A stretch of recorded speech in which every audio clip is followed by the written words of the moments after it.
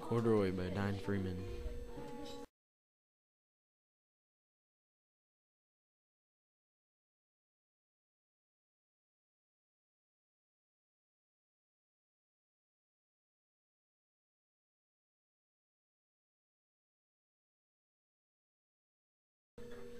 Corduroy is a bear who once lived in a toy department store of a big store.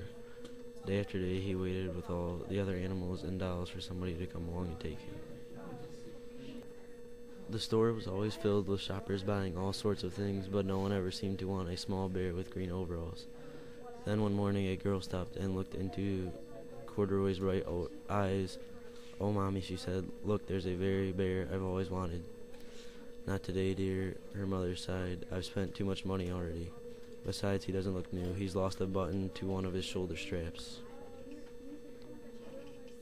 Corduroy watched them as they sadly walked away.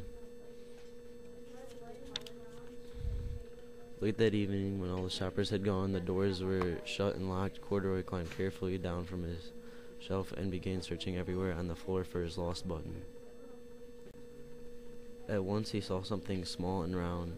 "Why, here's my button," he cried, and he tried to pick it up, but like all the other buttons on the mattress, it was tied down tight. He yanked and pulled with both paws until pop, off came the button, and off the mattress Corduroy toppled, bang, into a tall floor lamp. Over it fell with a crash.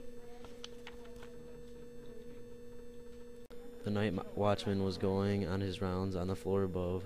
When he heard the crash, he came dashing down the escalator. "Now who in the world did that?" he exclaimed. "Somebody must be hiding around here."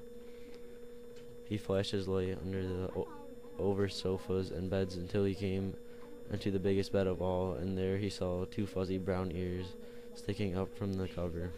"Hello," he said. "How did you get upstairs?" The watchman took Corduroy under his arm and carried him down the escalator and set him on the shelf in the toy department stores with all the other animals and dolls.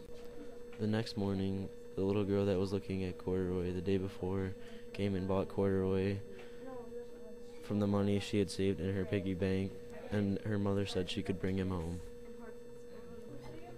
"You must be a friend," said Corduroy. "I've always wanted a friend." "Me too," said Lisa, and gave him a big hug.